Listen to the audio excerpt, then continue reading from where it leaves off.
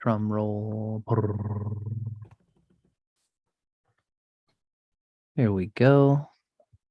We're not just started just yet. Looks like we're pretty much getting there now. Let me just turn down my volume here. Hello, everybody. I think we are rolling now. Yes, we are. Welcome, folks. It's a pleasure to see y'all. My name is Dustin Cormier, and I'm here with my very good friend, Timothy Halloran, to do another live stream today, talking about, in particular, we're talking about Pluto's south node and all the fun things involved with that. Thank you so much for hanging out with me, Timothy, buddy. Node. And great to be. Thank you, my friend. So I'm just getting all my background computer stuff happening. Can you see me okay, Timothy? Can you hear me okay? Yeah. Am I coming through? Yep. I can hear you just fine, pal. Perfect. So me and Timothy have been working out an idea for a video for a little while. And today is the day that we've decided to get it together, and we've just decided to do it live. So for everybody watching, this is a live stream. I can see your chat on our live chat screen. Feel free to ask us any questions as we go through. And as I said, the main idea that I've assembled Timothy here for, and as well as everybody else who decides to join us on the live, the main discussion that we're going to be discussing today is talking about this is our first video in what I think is going to be somewhat of a series, because there's a lot to unfold. We're going to be talking about Pluto's south node. Most people know the south and north node of the moon. And what we might not, has come to my mind recently through Timothy, especially, but also I've seen Jeffrey Wolf Green talk about it, is the fact that every planet actually has a nodal relationship with the Earth and the Sun. And all of the outer planets, Uranus, Neptune, and Pluto, as well as Mars, Jupiter, Saturn, and even Venus and Mercury, all of these planets have nodes. And Jeffrey Wolf Green has put particular importance on the collective evolutionary narrative that is defined by Pluto's nodes as they move through the zodiac. In fact, one of the things that I've been very interested to talk about with Timothy, as well as other astrologers that I'm going to be getting on my channel soon, is to talk about the idea of ages. One of the principal factors that defines an age, according to Jeffrey Wolf Green, is the movement of the south node, north node axis of Pluto's nodes. Now, the movement of Pluto's nodes through a sign takes about 2,000 years. When you move it through the whole zodiac, that's a 24,000 year cycle. And this resonates with the same amount of years that we all know is the age of Pisces, which is leading to the age of Aquarius, etc. This is a whole different way of viewing the age, and also a whole different way of viewing the age of Aquarius, because there's a nodal relationship going on there. So this is some stuff that I'm going to be talking about with other astrologers coming on my channel in the coming future. And I'm very happy to have Timothy here today to give us a little bit of ground and a little bit of foundational knowledge about the nodes of Pluto, as well as the nodes of all the planets, and what this stuff is all about. So, Timothy, my friend, thank you so much for joining me here today. I always love having you on, and I think our audiences do as well. Oh, I think you've lost your microphone there, Timothy. Thanks for that, Austin. No problem. And yeah, this is a really, really amazing and fascinating subject matter. I see this as being really at the the pioneering edge of contemporary astrology. So planetary nodes going beyond just the moon, but inner and outer planets, was largely pioneered by Dane Rudyard.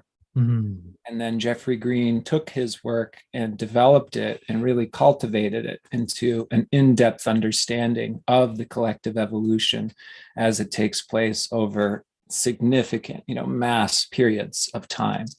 And so in his research, Jeffrey Green discovered a correlation between astrological ages and the transiting nodes of Pluto, which are both roughly 2,500 year periods. Mm. So each planet is a function, and the planetary nodes is the actual evolution of that planet's function as it takes place over time. So we can actually study planetary nodes in any natal chart to understand how that planetary function is evolving over what could be said the course of lifetimes or throughout one's life. And we can also study the collective evolution as well. In his research, Jeffrey Green also interpreted the collective south node of Pluto as being an indicator of the collective soul, Pluto, and all souls on the planet at this time as having experienced some past lifetimes that were in the transition out of the matriarchy into the patriarchy.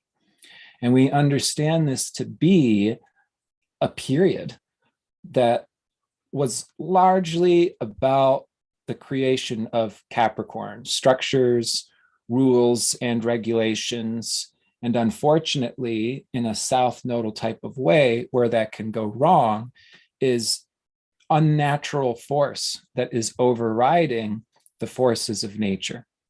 So what he said about the collective south node of Pluto in Capricorn is that every soul on the planet in some way, shape, or form in the past has experienced this conditioning of entering into a patriarchal society. The antidote of the North Node Cancer, which we'll talk about, is the collective medicine to return to our nature as well as provide what's really missing from what we could say is a military or even a prison type of societal structure. So Pluto's south node went into Capricorn around roughly 500 AD, around the start of the Pisces age. And the south node of Pluto will transit out of Capricorn and into Aquarius around roughly 2800 AD.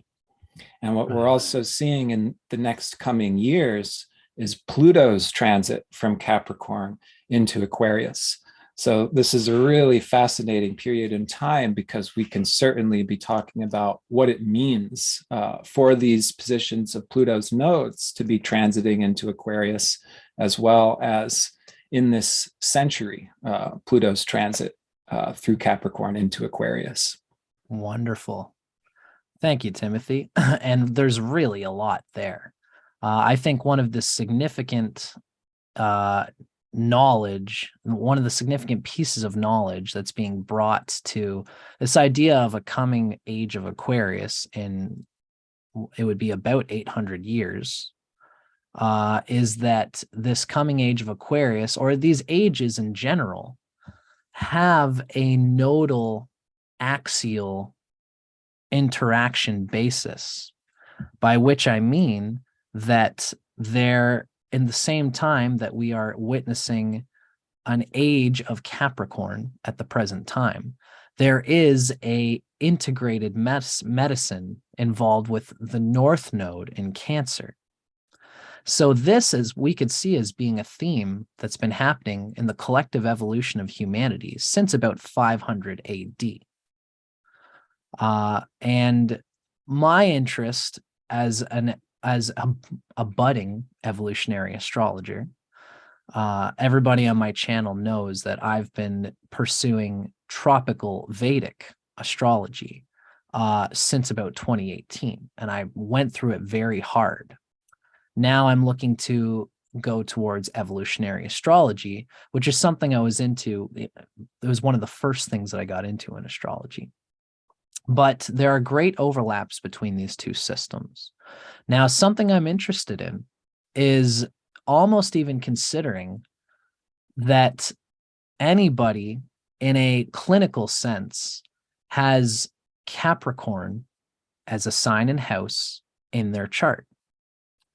And each individual person is going to have to reckon with the 2,000-year period, the 2,500-year period of Pluto's south node having been in Capricorn since 500 AD, knowing that we are all coming into this life with a little bit of a preponderance for the change from matriarchy to patriarchy. Really, I guess Cancer resonates with that matriarchal symbolism, and Capricorn resonates with that patriarchal symbolism. Seems to me that the whole world spins on this patriarchal sense of things, at least in today's time. These are both cardinal signs, which means in a lot of the way, the whole world, when it's wrapped up in Capricorn in a Capricorn and Cancer axis, there's a cardinal dimension of development on how the world works, on instigating how government's going to work, how socio-cultural patterns in society are going to work. Now, one of the things I kind of wanted to poke around with you here, Timothy, is the idea that Capricorn, since this is a nodal phenomenon, we know that the south node of Pluto has been in Capricorn since 500 AD. And the north node of Pluto has been in Cancer. It's this would show that having an understanding of balancing these two, as I always say, without throwing the baby out with the bathwater, is very important. I think that, what would you say to this statement, Timothy? I think that it's important for us to learn the lessons of Capricorn at this time, just as it's important for us to integrate what's probably the more difficult evolutionary lesson, which is to remember the Cancer lessons. Just like how in every person's chart, they have a north node and a south node of the moon, people are inclined to get away from the south node in order to integrate the north node. And what the Vedic people always say is they consider Rahu and Ketu, Rahu being the north node and Ketu being the south node. They consider the integration of these very important. So anyone born in this time who has the south node of Pluto and Capricorn has to hopefully learn the lessons of Saturn to provide a foundation for themselves through the objective and emotional objectivity and maturity without letting go of the lessons of the Pluto's north node in Cancer, which is the lesson we're all trying to learn, which is being less competitive, less dog eat dog, less survival of the fittest, and more thriving through cooperation, thriving through love and meeting at the heart. But I think that both of these are looking to be integrated while this axis has the south node of Pluto in Capricorn. Would you be able to give us a comment on that, Timothy? Sure. I think what it is that you're speaking to that really becomes one of the most important magical backbones of all astrological practice is polarity. So we know that the moon's nodes are always opposite one another. And it should be pointed out that this can actually not necessarily be true for planetary nodes. They may not necessarily be opposite one another. They may not necessarily be in opposite signs, but typically they are. And typically we're looking at some type of polarity magic. And by the way, this is all the phenomenon of the ecliptic. The north node is simply where planets are passing the ecliptic to the north, and wherever planets are conjoining the ecliptic to the south, that's their own node. So the moon's nodes is really embraced in all different astrological branches and cultures around the world. That is how the phenomenon of eclipses takes place. When we have a new or full moon conjoined, that ecliptic, that is what causes the phenomenon of eclipses. But the entire phenomenon is simply the ecliptic. This is the sun. It's such an important relationship that the planets have with the sun through the ecliptic. So what we can understand, and again, what the south node of Pluto is going to indicate is kind of the collective oversoul, as especially Jeffrey Green's work was very Pluto-centric, and Pluto we understand to be the nature of the soul, what's reincarnating through so many lifetimes. So similarly, the nodes of Pluto is where the whole human species is having this particular experience. It's going to be radically different several thousand years from now, and radically different as the ages shift, as these planetary nodes, especially the nodes of Pluto and Saturn, which has to do with fundamental structure of reality, it's changing and evolving. Our religions are changing and evolving. Our relationship to God is changing and evolving. So that's what planetary nodes indicates, as well as whereas our personal natal chart forms connections to these overall collective dynamics, because we can know, since the south node of Pluto, Saturn, and Jupiter are in Capricorn for all souls, even if you don't have a planet in Capricorn in your chart, whatever house we see Capricorn in your chart is still going to have those conditioning patterns. As well as natal interactions with Saturn, I would imagine. Sure.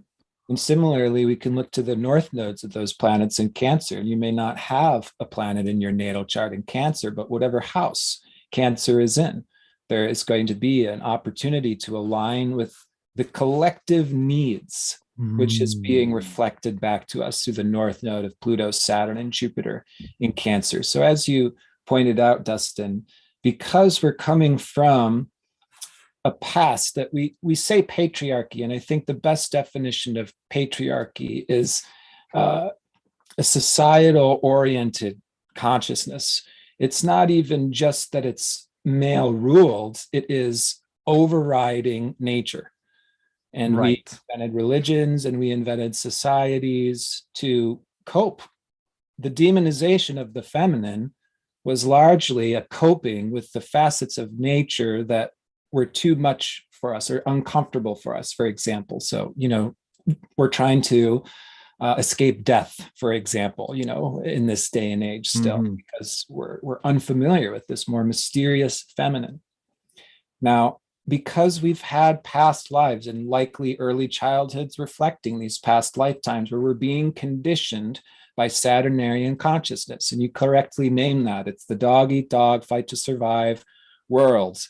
Grow up, toughen up, because you've got to be tough out there, and you've got to have a big job and leave a huge headstone that proved what you accomplished in your life for your children. That's what we're talking about with Capricorn. Right. Good, the bad, and the ugly. There's things we can build. That's the positive of it. The challenge is when we have that total disconnect as to the meaning of why. Is it just purely accomplishment, proving to our daddy as the whole world's burning and we're collecting more and more to build up this infrastructure? I mean, that's the real shadow of this south node in Pluto. The highly tuned and sensitive souls will know the hell of infrastructure. Right. Humanity is created for itself, and it's now a prison and a trap. So the north node of Pluto in Cancer is telling us this is where humanity needs to evolve. It's indicating evolutionary necessity.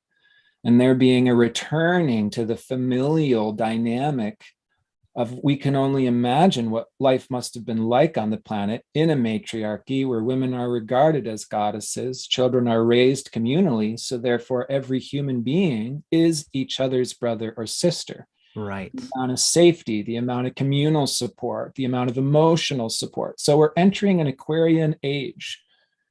The north node of Pluto is going to transit into Leo, but it's not for a while. We're in between this Cancer, Capricorn, Leo, Aquarius time, loop, you could say. But this essential medicine of Cancer is going to remain integral. It is the most missing and needed medicine on the planet. That's what Surely. from the North Node of Pluto, Saturn, and Jupiter, all in Cancer. And what that medicine is emotional intelligence. It's empathy. It's the actual wisdom of tuning into another person's personal experience, as opposed to shaking somebody's hand when we greet them and asking them what they do for their career as if that were the same as their identity. Right. Now, Timothy, I wonder if you could give us a little bit of a visual cue on, for those who are watching this and who want to fully integrate the North Node of the outer planets phenomenon.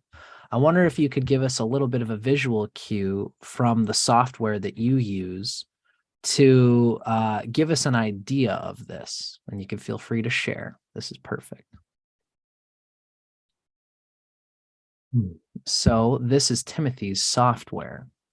No, I mean, I should say, you go ahead, Timothy. Why don't you explain so I don't run roughshod over you? You're good. This is our current snapshot in time, or it would have been, roughly 30 minutes ago. Mm-hmm. And I have taken out houses. So we're just looking at the zodiac. No need to pay attention to houses, but this is showing the current placement of all of the planetary nodes, inner and outer planets. So what we can see here is that these outer nodes of Saturn, Pluto, and Jupiter are roughly at the same degrees for all of us and the north nodes of these planets, because they move so slowly over such a significant period of time. Now, for those of you who are familiar with the 2020 incident, you can probably already start to see the significance of these outer nodes, because we knew where Jupiter, Saturn, and Pluto conjoined was actually right here on their own south node.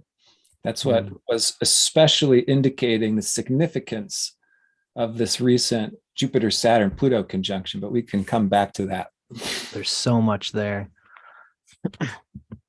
Totally. So for everybody looking at this, we can see what we're looking at here is not the planets themselves. What we're looking at is just like how we know there's the natal moon in a chart, and then we know that there's a north node and a south node. And we know the little band, it looks like a little U shape going over top of the planet. These little U shapes are, of course, the same as the moon's nodes. But when a planet is inside it, this signifies that it is the node of that planet that we are observing. And now what I was wondering, Timothy, is can you give us a little glimpse of, just to see, so that everyone can see the kind of scaling here?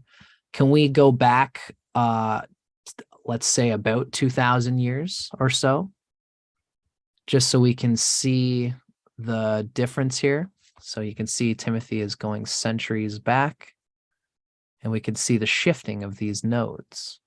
So this is about when the south node of Pluto entered into Capricorn, again, roughly 500 AD. Right. It's a significant shift. We see the north node of Pluto went into Cancer roughly the same time. Right. So, this is going to be something important, the shift that's taking place 500 AD.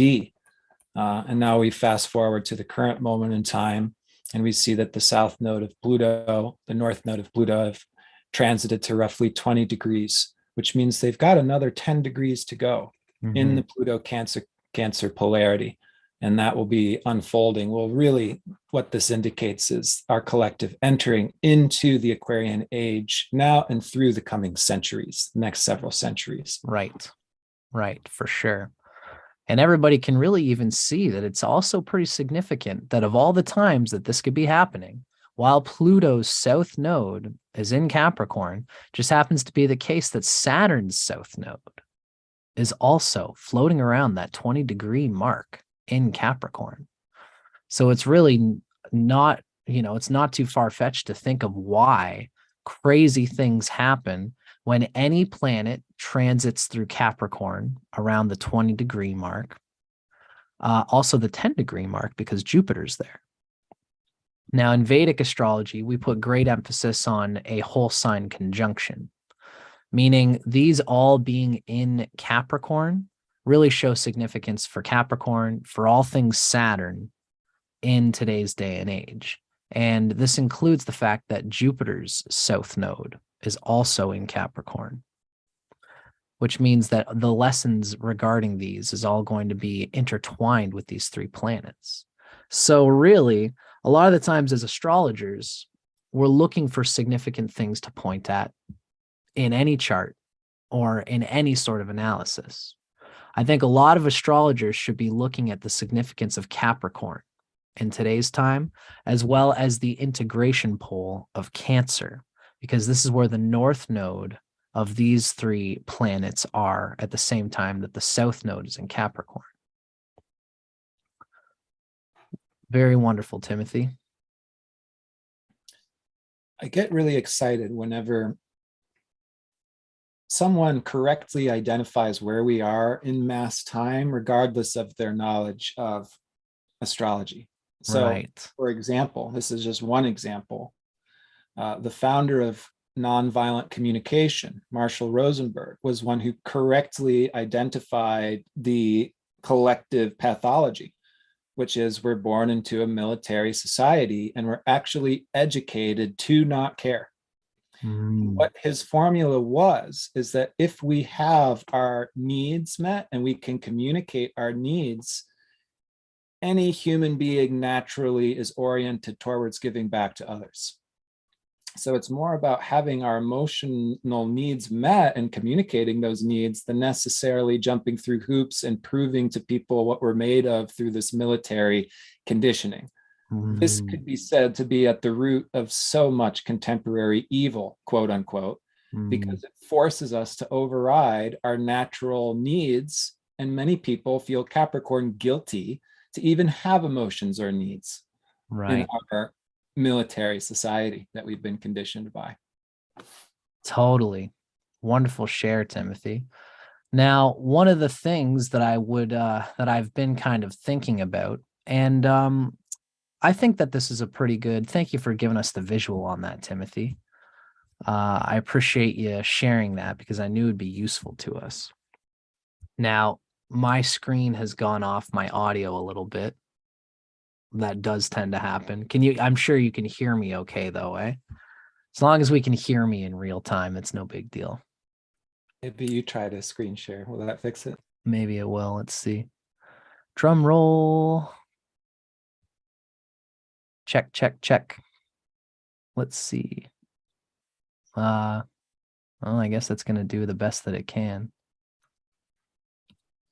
Because you're running all the heavy duty technology, maybe. I guess I got lots of stuff happening over here, but okay. Well, my friend Jeannie Vibes on our comments has said that she can hear. So I think that's at least going to carry us through for what we've got going on here.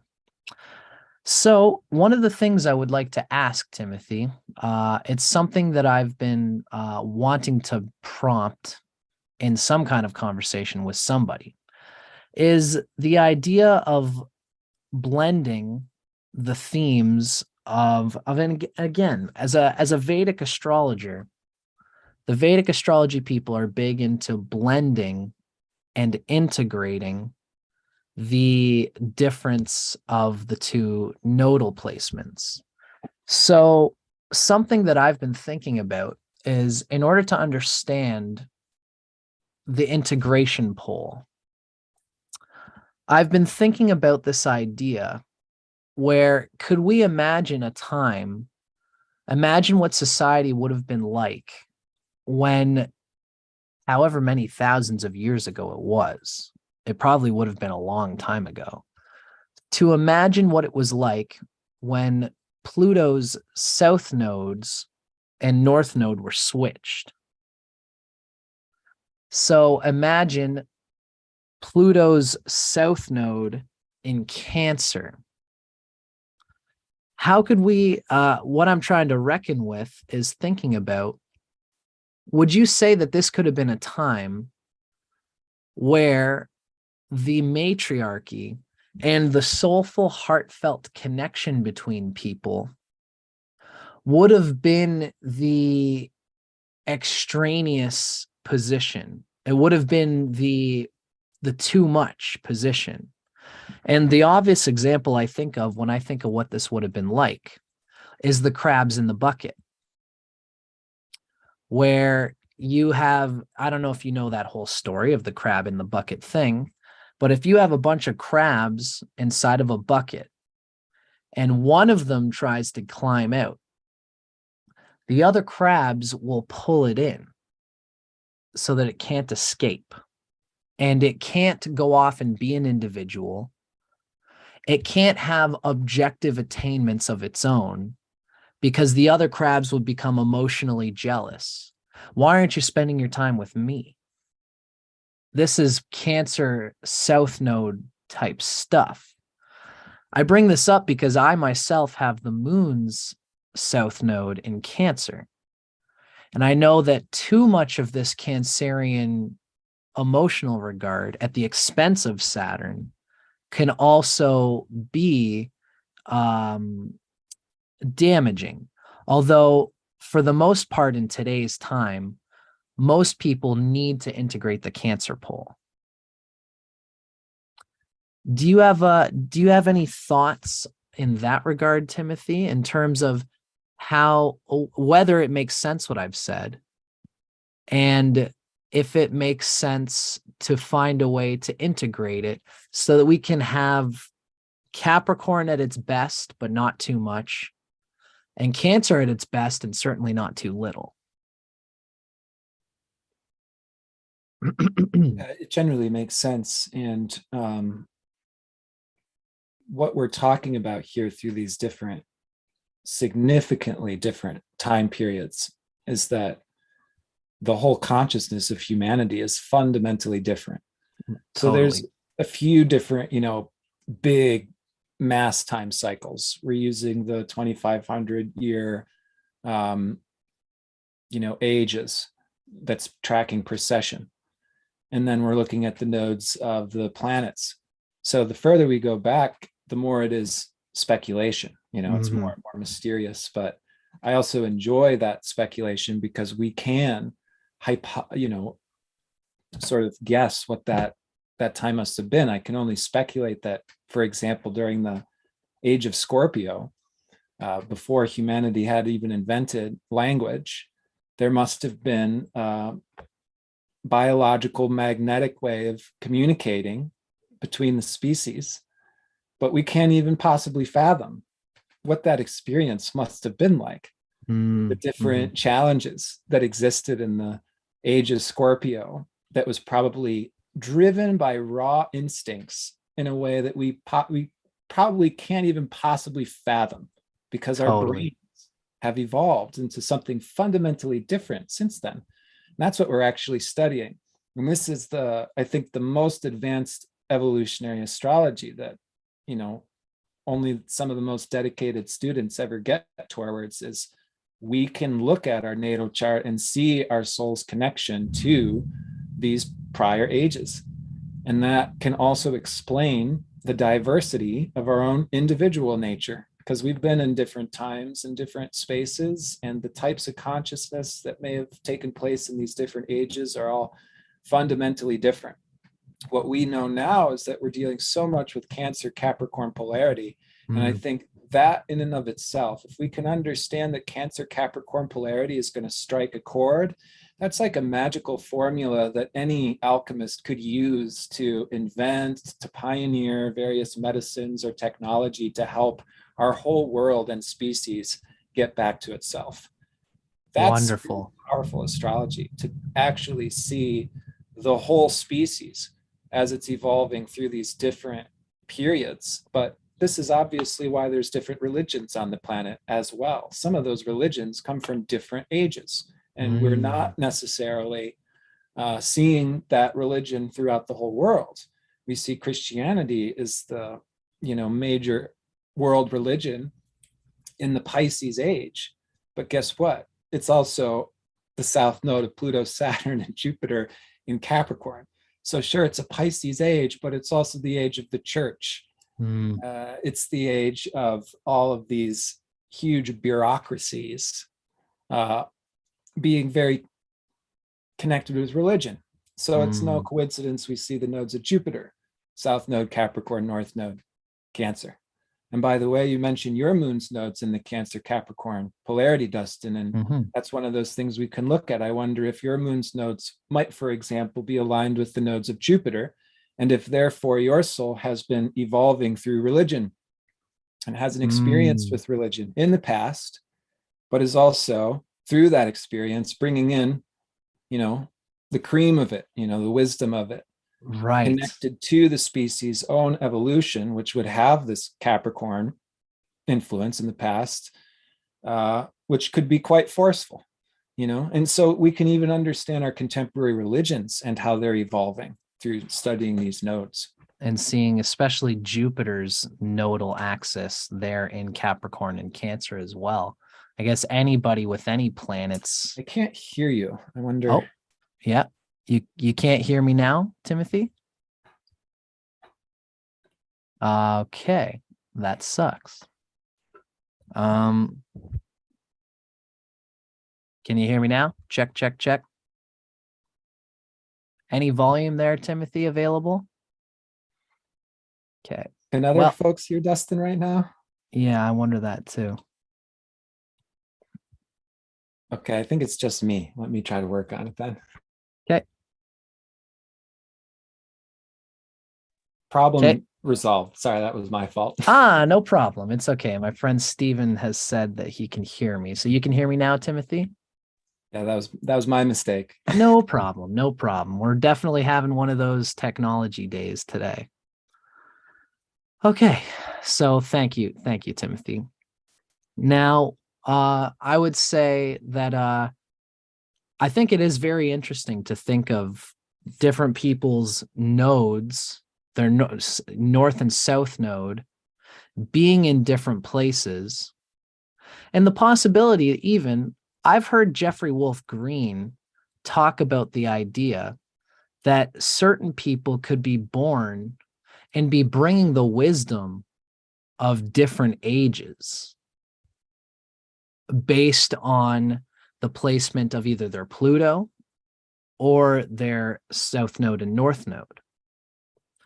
For example, would you say that anybody with their nodal axis born with in my generation has the south node in Cancer and the north node in Capricorn. We could also take the example of people with the south node of the moon, Rahu and Ketu, in either Libra or Aries, to have a square to the Capricorn and Cancer axis. We can also think about, for me, what's interesting is to consider, let's say somebody, my girlfriend was born with the south node in Pisces, of the south node of the moon. That's Ketu in Pisces, and Rahu, the north node of the moon, in Virgo, which means maybe she has a past life resonance with the emotional needs and the emotional pole of Cancer, Pisces being enshrined to Cancer. So maybe those people have a past life emphasis of the medicine that's needed today, but are learning the Virgo, the earthy aspect, which Capricorn emphasis of today's time shares. So would you say that it's possible that people could be born in different eras that can bring a medicine to today's time, and that this could be seen through astrology? I think this is what astrology is getting to, is we're seeing ourselves as non-different from time. Right. So we are our experience. The moon's nodes is simply reflecting the evolution of the moon. That's why it's so important, because the moon is our ego identity. It's the most consciously relatable and personal part of the birth chart. So when we're looking at the moons of the nodes, we're seeing how that ego identity has been conditioned in the past, south node of the moon, and where that soul is evolving by having new experiences that are largely going to help the soul get unstuck from any limiting conditioning patterns. And that's the north node of the moon, where there are these more new experiences coming in. But the nodes of the moon is how the ego is conditioned, especially the south node of the moon, that conditioning we're bringing in. So absolutely, we're talking about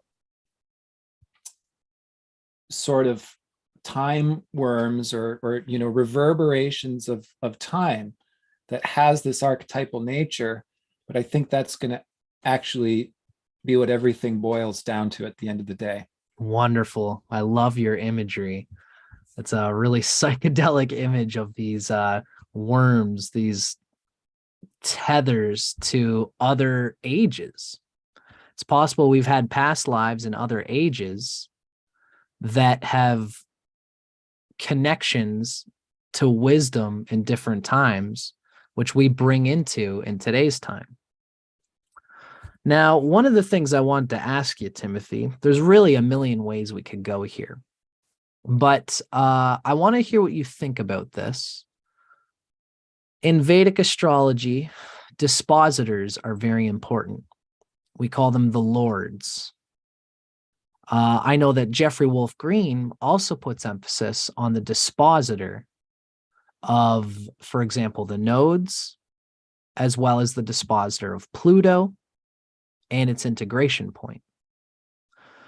So something that's been stewing on my mind is, we know that in today's time, the patriarchal day of the root, the south node root being in Capricorn, I would convey this as the root chakra. It's something I'm interested in talking about further, but I want to say, since the south node of Pluto is in Capricorn and the north node is in Cancer, is it possible that Saturn, since it's the dispositor of Capricorn, whatever natal influences are happening to a person's Saturn for good are going to help them integrate the lesson of the south node in Capricorn?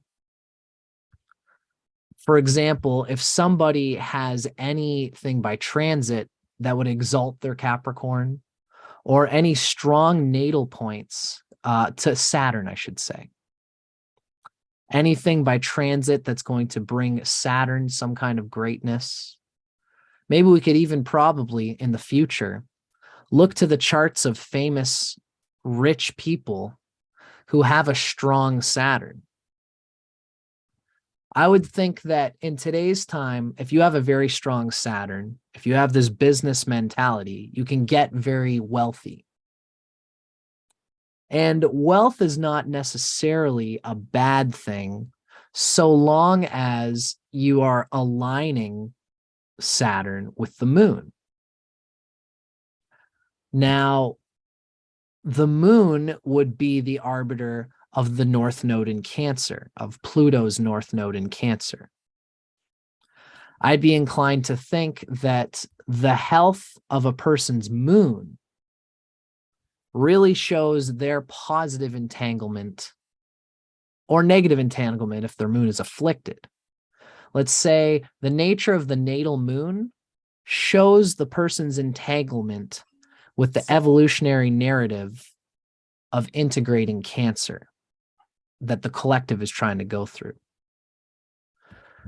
Would you correlate our personal natal Saturn and moon to our entanglement in this collective evolutionary narrative?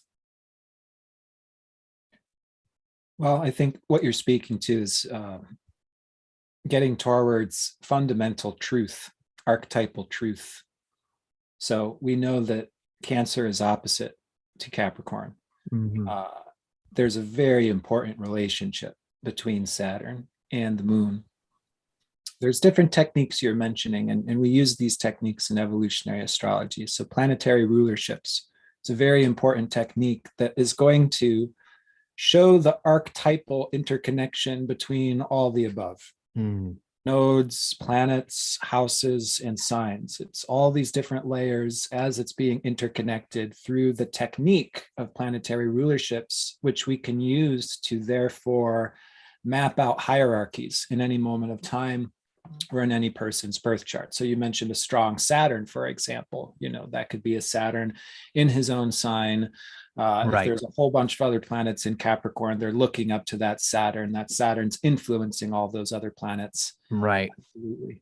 So in evolutionary astrology, we also know that there are important key planetary pairs. And this really exists simply on an archetypal level. Every single planet has a very important relationship to every other planet. And if we are talking about 10 planets, 10 by 10 times 10 is 100 different relationships that every planet has with every other planet.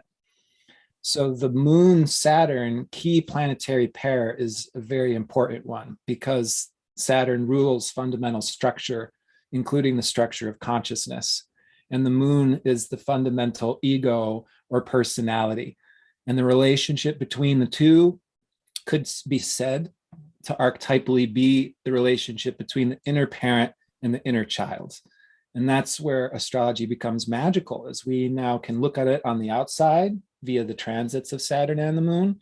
And we certainly know what that relationship is like on the inside when we're getting ourselves to get up and start the day. That's the inner parent of Capricorn. Mm-hmm. And when we're nourishing our inner child by listening to our own emotional needs and feedback, that's the inner child. The relationship between the two is extremely important simply in our everyday functioning. And that goes back to the nodes of, again, Pluto, Saturn, Jupiter in that polarity. Might reparenting be fundamentally important in this day and age? Cool. Might Great our point. relationship to authority and the power structures outside of us in relationship to our own emotional needs coming from inside of us be extremely relevant in this day and age? And again, what we're getting to is we're hitting a collective chord. My guess is everybody on the planet is going to recognize how relevant that dynamic is and how charged it is. The relationship to our parents, how that conditioned our relationship between inner parent and inner child is all in the Moon-Saturn relationship. Totally. Wow. That's a wonderful way to put it, Timothy. I think that I often see, because I hang out with a lot of people from all sorts of generations. My girlfriend at present is about 6 years younger than me. So she has a lot of friends that are in a younger generation than I am. And one of the things that, I have a lot of carryover because I'm very close to my parents. And so there are times when I find myself, especially, I always tell people I'm a reflector in human design. So I really reflect on all the different generations that I speak to.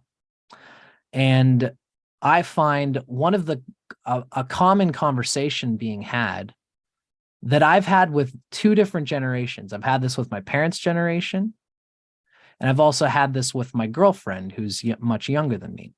Take the example of, there are lots of Facebook memes on this, where you're working at a restaurant, and the business owner, the boss, let's say you took Friday off, and the boss looks at you and says, Timothy, I know you took Friday off. We're swamped at work. We're all getting completely thundered over here. We need you to come in. And it shows that there's an integration of Cancer happening, because the young people, the younger generation, have made it clear to me that, because at first I kind of was on the side of, if I owned a restaurant, I would like to have my team be there for me when it's needed.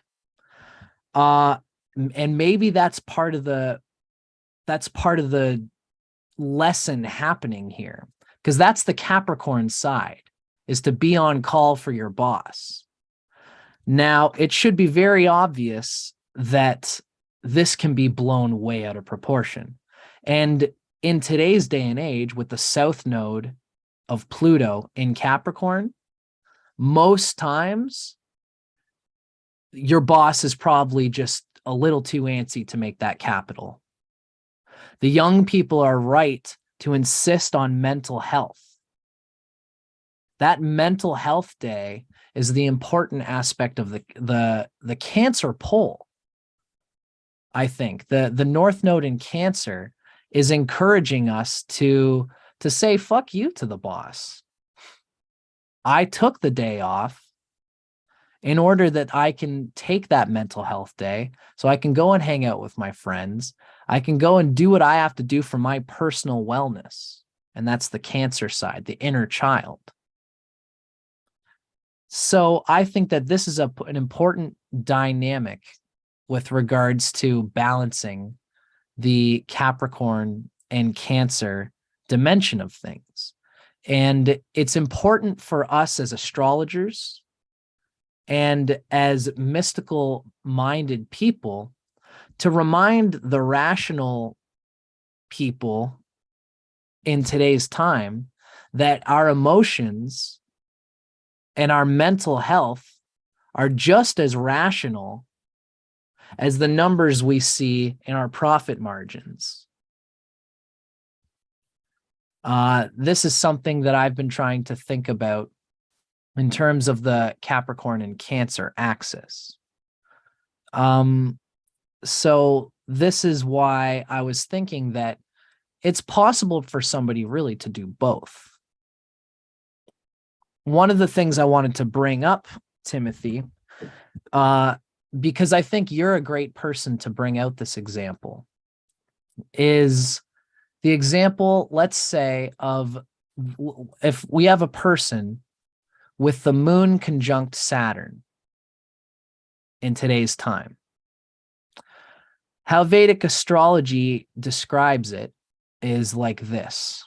Let's say we have the moon with Saturn in the sign of Aries. The moon and Saturn are conjunct in Aries. We know that the moon doesn't have a hard time in Aries in Vedic astrology, but in every system, Saturn is debilitated in Aries. So for such a person, the moon is actually going to harm Saturn a little bit. The inner child is going to always fight for what's comfortable and what feels good. Because Saturn is debilitated. It doesn't know how to stand up for itself. Now let's take an example of the moon in Capricorn and Saturn in Capricorn. If these two are conjunct in Capricorn, Saturn is in its own sign, and it's still going to be a little bit damaged by the moon. I think typically the moon and Saturn don't like each other because they're opposites, and Vedic astrology talks about that. But I'm trying to bring this into something that we can all kind of agree on. I think we can all agree that in Aries, the moon in the inner child would bring out a brattiness that is insubordinate, that would say, fuck you to the boss every time without thinking of the greater picture.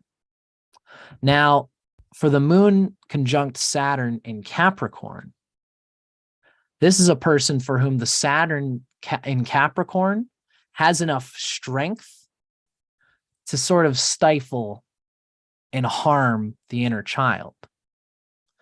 And in today's time, such a person could probably get very far in business, but they might end up like committing suicide because they have pressures of the job that they're trying to uphold through Saturn and Capricorn, but the moon will always surrender itself on the altar of Saturn in that kind of a situation. Both of these are examples of a person who is in the evolutionary narrative, who is entangled in today's evolutionary narrative. Would you agree in your understanding of astrology, would you say that there are people with these entanglements, and that the people with these sorts of entanglements, whether it's afflictions to the moon or planets that delight the moon, or afflictions to Saturn, or planets that delight Saturn, these aspects will bring out an entanglement, for better or worse, with the collective evolutionary narrative? Yeah, I'm not sure. I'm not sure if I follow completely. We have a little bit different way of interpreting some of those symbols. I think Gotcha. generally what you're getting to, that those archetypes are very highlighted in this day and age. I would agree with that. Yeah. Yeah, for sure. You mean like the boss and the employee, and the patriarch and the inner child archetypes. Absolutely. Yeah, and I'm not sure about the formulas, because I would want to see an entire chart holistically, Mm-hmm. and meet the person to understand specifically what's going on with any particular formula like that. But I think generally what you're saying, the relationship between Moon and Saturn being important, and sometimes, as you brought up, being very distinctly different. Right. So how can we bring these forces together in a harmonious way is absolutely what we're getting at here. You got it. You got it, Timothy. That was mainly the main thing I was trying to think about. In terms of dealing with emotions maturely, that means not only being able to be a team player, but also taking that mental health day, taking the needs that you need for yourself. And I think in today's time, taking the mental health day and doing things for your soul, for Cancer, is probably the frowned upon thing in today's time. This is why we are having this discussion of the matriarchy versus the patriarchy. Yeah, this is again going to be such a collective chord. There's going to be nearly infinite examples of this polarity that we all experience. But something that Jeffrey Green zoomed in on is, for example, Capricorn has to do with the phenomenon of guilt. So you're mentioning taking off of work. We are conditioned, Saturn, to fit the mold of our society that says, forgo your own intimate, emotional, or individual needs to fit the construct of what society needs from you. Otherwise, you're a failure. Otherwise, you're a reject. So we could have a very real emotional experience of guilt. And what Jeffrey Green invites is for us to analyze that emotion of guilt and see, is that a naturally conditioned emotion, or was that conditioned by an unnatural society? Was that conditioned by an unnatural belief system? And he gives the example of natural guilt is when a mother puts her newly born infant child on the expressway and the child gets hit by a car. That mother is going to experience natural guilt. Why? It's somewhat in the makeup of things. The infant child born of mother needs protection from the mother. That's right. Inherent in nature. Versus when we take a day off of work and our boss gets mad at us and we feel guilty, that may be more of an example of some unnaturally conditioned guilt. Awesome. You just nailed that exactly the way I would have wanted to convey it, Timothy. Thanks for clarifying the way I was trying to bring that up. The example that you used through Jeffrey Wolf Green there was just absolutely perfect. So we all tend to feel a little bit more guilty than maybe we should. Yeah, that's definitely the case in today's time. So this is the reason why I wanted to bring you on here to discuss what we are talking about when we talk about the collective age of the south node of Pluto being in Capricorn, and leading towards Aquarius. Now, one of the things that we mentioned that we would talk about, Timothy, was times in the past history when Pluto has gone through Capricorn. Pluto just recently transited Capricorn since about 2008. And since this time, a lot of people have been going through a lot of difficult situations, a lot of difficulty, a lot of painful things for regarding whatever's going on in the sign of Capricorn, in whatever house Capricorn is in, as Pluto has been transiting it. I think it's going to be a relief for a lot of people when Pluto comes into Aquarius. If anybody has been watching on my channel, we don't have to get too deep into it in this video because we've already talked a lot. But in my other videos, I've described Pluto moving through Capricorn in history has always laid out some very significant happenings. One of them, in one of my videos, I described Pluto going through Capricorn in the 1500s. It was about 500 years ago, because we know that it takes about 250 years to go around the zodiac.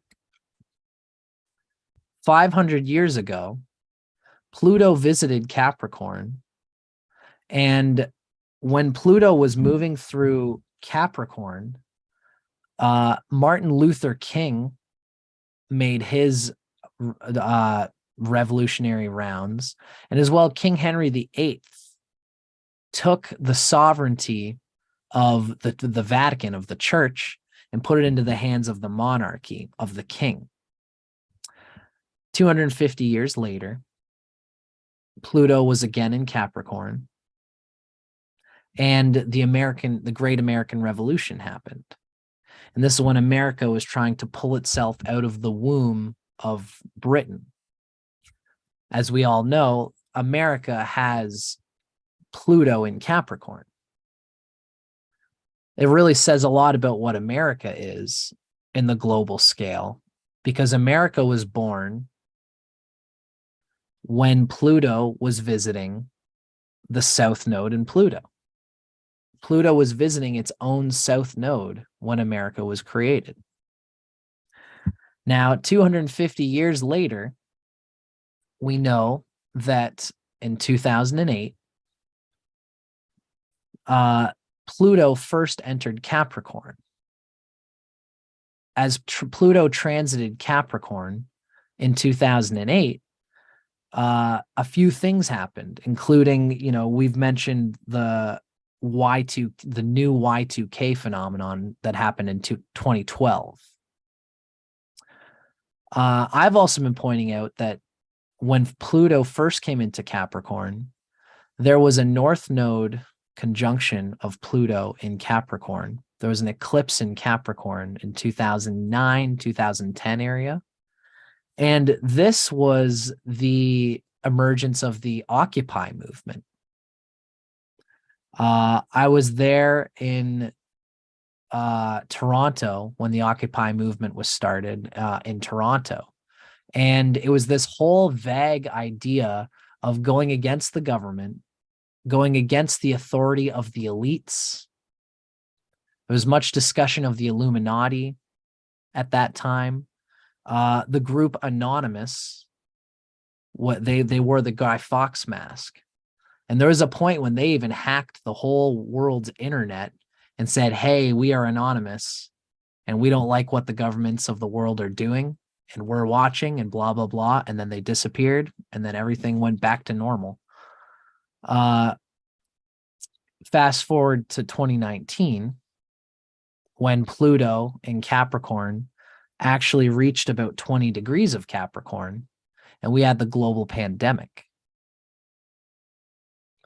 So it's really a heavy hit that Pluto transiting Capricorn brought on the global pandemic as of recently. But I really think that this does show an example of the importance of any large planetary transit through Capricorn and any involvement of any outer planet with the south node of Pluto. And would you agree with everything that I've kind of laid out here, Timothy? For sure. I'm going to pull up the charts of the pandemic so we can look at that together if you'd like. Perfect. I think that's a great idea. Now, I believe you should be able to share.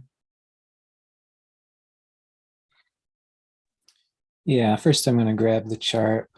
Okay, yep, take your time. This is something that me and Timothy have been kind of bouncing back and forth for a little while now. Especially because Pluto, as we all know, is going to do the heavy stuff that it's going to do. I've been making videos about Pluto in Capricorn and how Pluto going through Capricorn in general is a heavy thing because Pluto is visiting the first chakra of the collective, of the planet. Timothy was the one who really clued me into the fact that it's even more significant when Pluto visits Capricorn. There's going to always be world changes because the south node of Capricorn is in, the south node of Pluto is in Capricorn. So it's really no coincidence that the pandemic happened the way it did, and that the Occupy movement was born when Pluto visited Capricorn. There's really a lot to digest there in its own regard. So that's why we've been excited to talk about the nodes of Pluto in Capricorn and Pluto visiting there. So I believe that the pandemic really spread globally when the Jupiter-Pluto conjunction was exacted early 2020. So we had this Jupiter-Pluto-Saturn conjunction in the latter degrees of Capricorn. Now, my software, I'm kind of going to flip between the planetary nodes where we can see south node of Jupiter 19, south node of Pluto 21, south node of Saturn 28. And we see all three planets are transiting their own south nodes at the time of the global pandemic.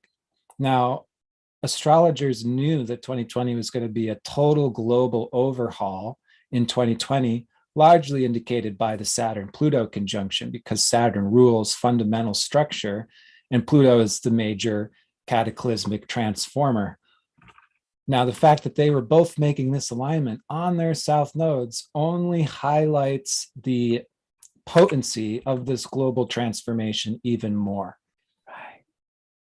Jupiter is the planet of expansion, enlargement, the principle of addition or multiplication. So when Jupiter transited Pluto, which rules biological disease, and if we think about the nature of this pandemic, it's been such a Pluto biological transmutation of consciousness. So we have the virus as a reflection of that, but what we knew is going to happen regardless of the cause, catalyst, or trigger is that there is going to be a total transformation of orientation on this planet.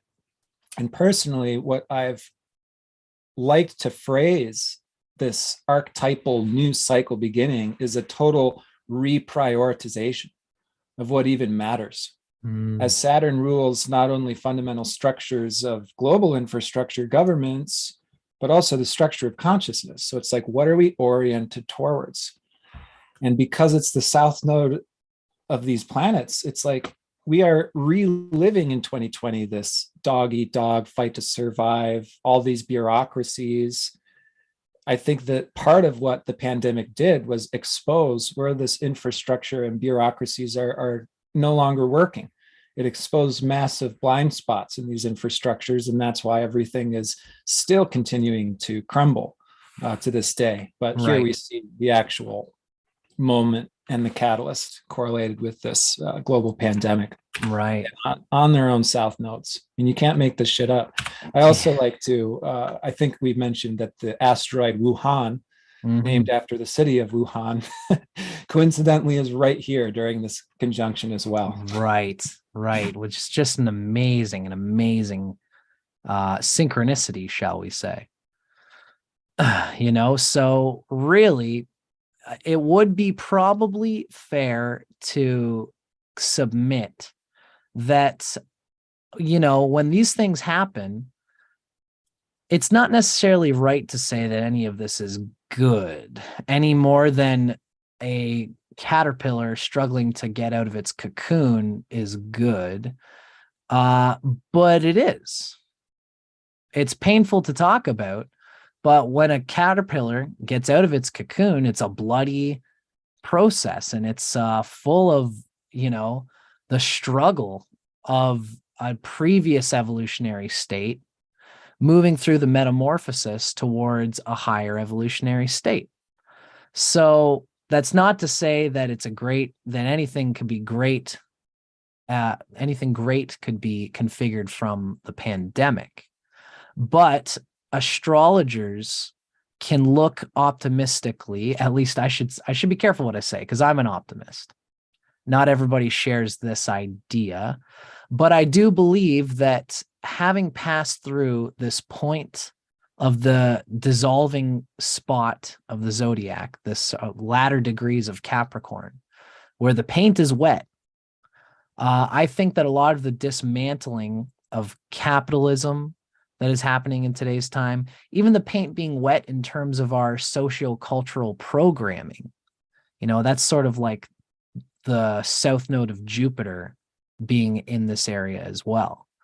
I think that it's possible that we might have a little bit more dismantlement of the material industrial complex infrastructures that we saw happening during the pandemic. We could still see this coming. But this ought to be regarded as basically, it's as if dad was getting a little bit too overridden with the Capricornian emphasis and crashed the car.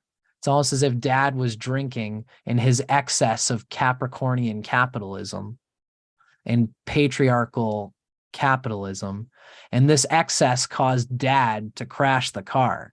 Now the family is like, okay, we need to calm down this patriarchal capitalism thing and start trying to reintegrate the mother element of the Ajna chakra, of Cancer, of the soul within the infrastructures that are dissolving in today's time.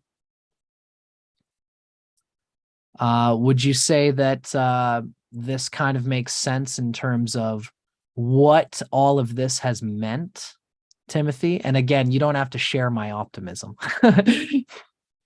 For sure. I mean, it's all for learning, right? Even the most challenging experiences that take place. This was not an unnatural cataclysm. There are natural cataclysms. Maybe, that's a little controversial to say, and there's conspiracies and whatnot, but viral pandemics are certainly natural. And there's been plenty of them in the past. And it completely changes our species through a cataclysm. And this is the nature of Pluto. Pluto is the baseline evolutionary force at the root of everything.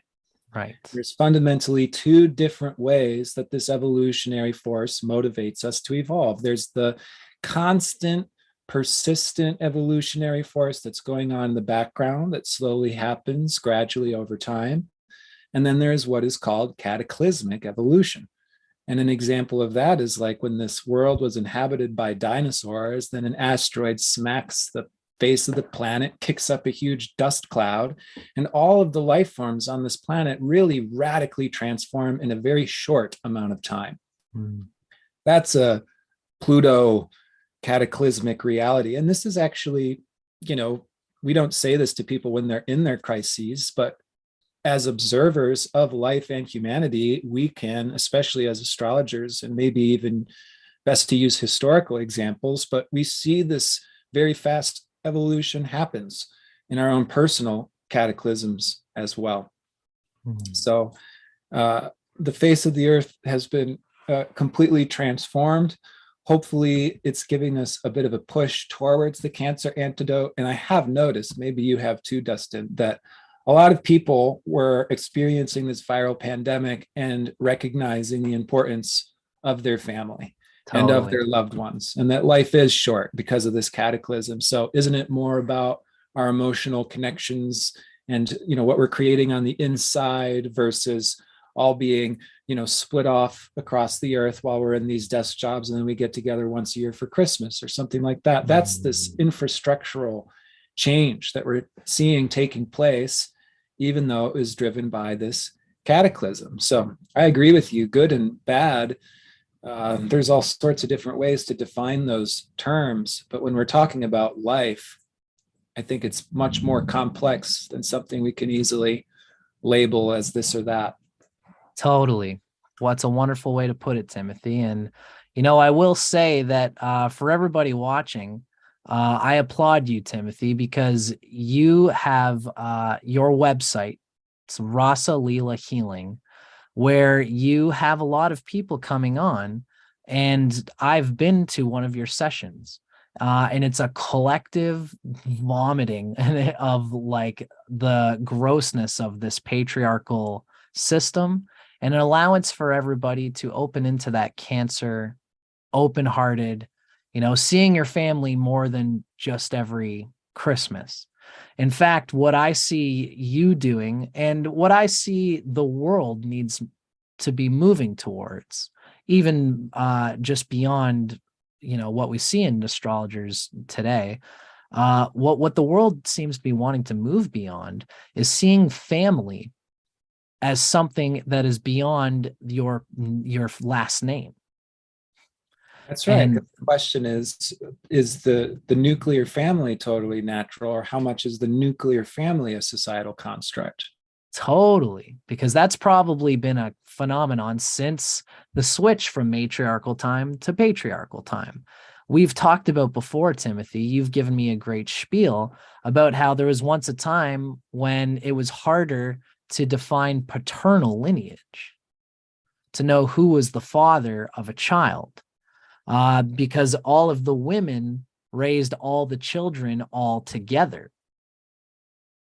So the neurosis of one mother was protected by the tribal collective, where some mothers will be too, in today's time, like a mother has no idea how disconnected the way she parents her children is, unless she can connect to the collective motherhood. She might raise the child in a way that reflects on the neuroses of the mother. Same thing with a father being abusive to the mother or the children. In the matriarchal age, that kind of thing probably didn't happen as much, at least for the children. The children were all sort of raised together by a collective community motherhood. And I think that this is partly where today's time is going, as per the north node of all these planets being in Cancer. There is an instigation of the need for that. And it's probably being caused by the excess of its opposite, of the Capricorn thing. Just be tough, get through it, and give your father's last name a good name in this devastating desert that is modern, the modern socio-cultural picture. So I guess I'll finish that by saying Rasalila Healing, which is Timothy's website. You can go on there and join the community emotional collective discussions of astrology. And as well, it is a way for us to become a greater family than just our last name. Because anybody from what I've seen who is in there is a welcome to share their emotional experiences and to connect emotionally. And eventually what we're doing on the internet will become grounded in the physical world through places that are prompted by people like you, Timothy. And I think that that's a great thing that you've got going on there. Thanks for that plug, Dustin. And yeah, the idea behind this webpage, and it's Rasalila Community, Rasalila community.com, is we're using the astrology to somewhat diagnose where we are as a species and the needs of the time, but we're doing as much as we can to provide those resources, those needs, going far beyond astrology. How can we create, for example, a new society, a new way of getting educated, a new way of supporting one another. And it's largely an exciting experiment. And we are seeing it growing, which I think is a validation that it is aligned with the collective's needs. It's not growing because we're doing the Capricorn, forcing it to grow and forceful marketing. It's growing because everyone's like, oh, thank God, this is exactly what we've been missing. And this is changing our lives. So I appreciate that plug, Dustin. And what you were mentioning earlier, it brings up why this whole conversation and meeting is happening today, because Dustin did some really amazing research on Pluto transits through Capricorn and how that's been affecting societal structures throughout the course of centuries. And when Dustin was sharing this work with me, I got really excited because I said, well, of course, these changes are happening. Look at the nodes of Pluto and look at how what we're talking about here is the changing of the societal construct known as the nuclear family. As we're going to see, that construct is one of the most hotly controversial and debated due to religion and society and culture, but we're seeing that change a lot. For example, we're talking about how the past was largely Capricorn. Well, how many people were even getting divorced a century ago? So totally. This is like really, really relevant stuff. And so I wanted to just say that to re-segue back to your research, Dustin, because in the very first place, it got me really excited because you had already hit the nail on the head with these deeper dynamics that we do see reflected in these planetary nodes, but you already totally were tuned into that theme just by doing this historical research, which I think is super awesome. Thank you, Timothy. And I appreciate you lending a word to the research that I've been doing. I think a really great and important element of where I've been going with all that, I've got a slide. And like I said, I haven't planned to share too much of what we had talked about discussing the my other slides, but there is one slide that I'd like to bring up here, and it's this one that some might have seen from my other videos. Can you see me here showing my slide, Timothy? Yes, you're all good. Take it away. Thank you, my friend. So this is something that I've been discussing in my videos. It's the dissemination of systemic sovereignty and power.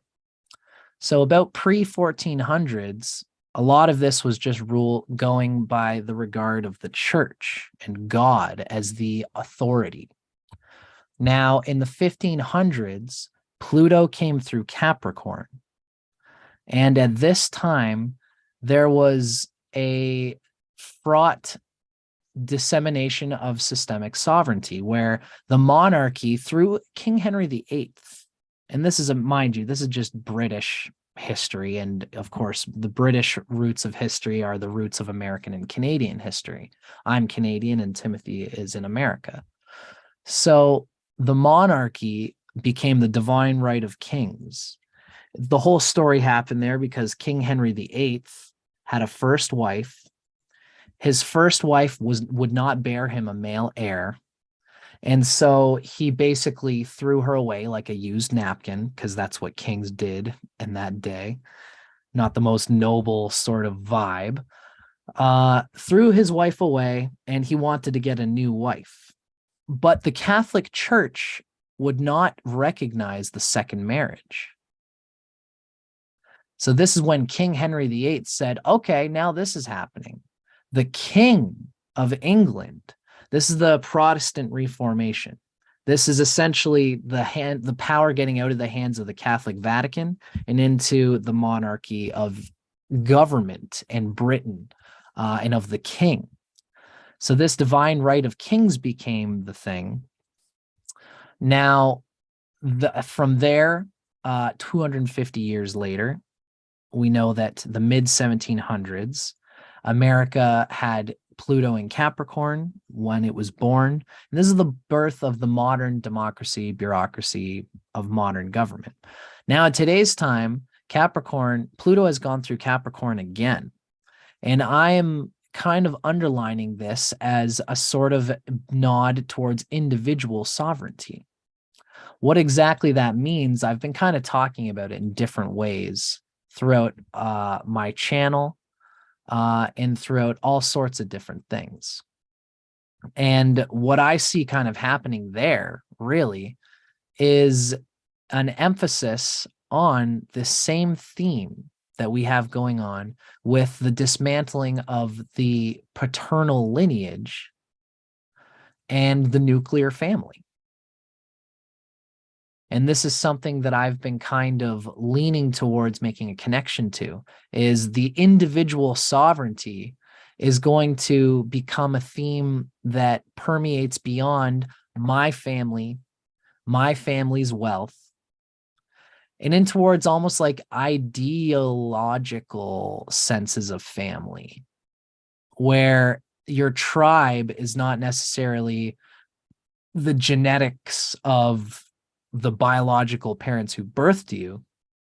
Your tribe is the people who have loved you, who have shown that they love you. And this individual sovereignty is becoming this idea that the power is rooted in the individual and not some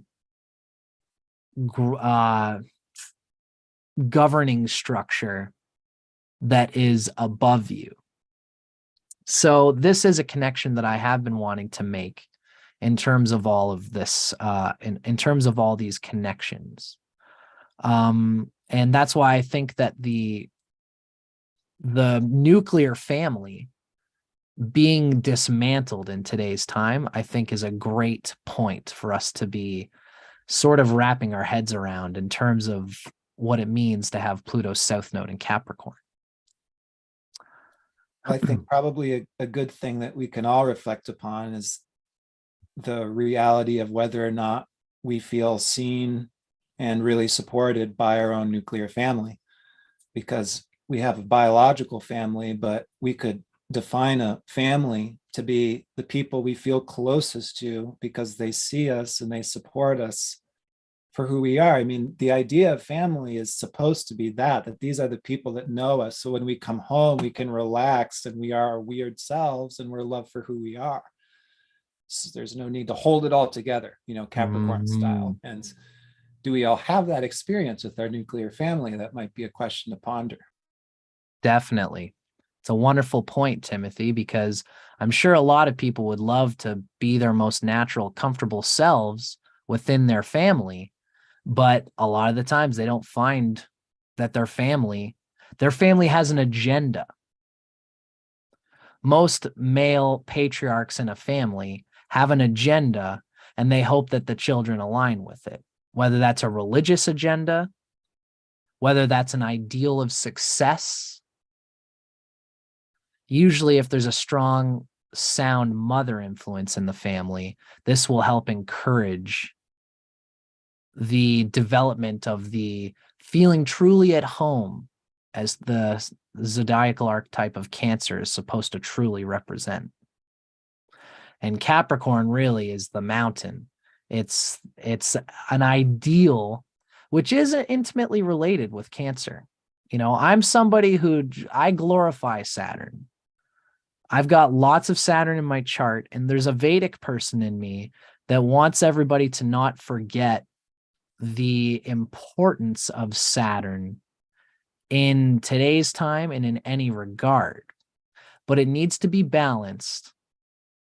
And in today's time, the emphasis is on an imbalance where Saturn and the ideal that we're supposed to hit is predicated as the big important picture. And of course, you'll never climb up the mountain of your objectives in life if you don't have the water of the nurturing of your true soul home in Cancer. And this is something that today's time is desperately trying to learn.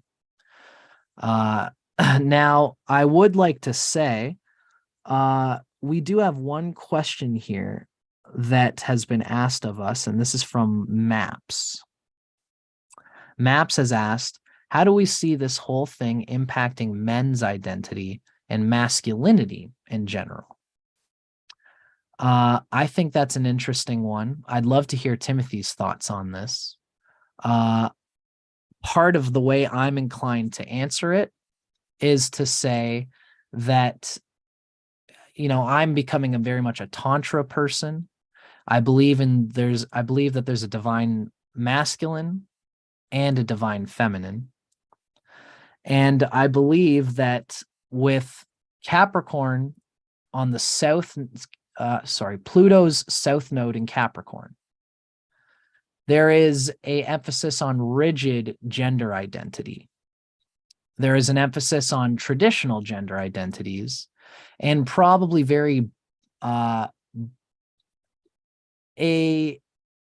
emphasis on what we might call the procreative practical functions of gender.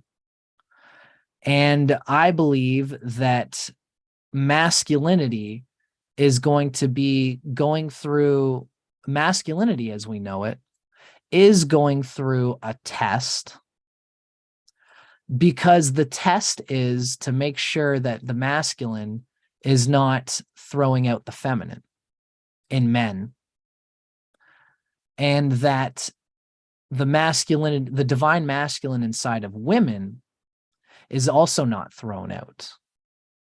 Because I believe the emphasis of Capricorn emphasizes the surface, the biological surface, which means men's masculinity is being overemphasized and women's masculinity is being underemphasized.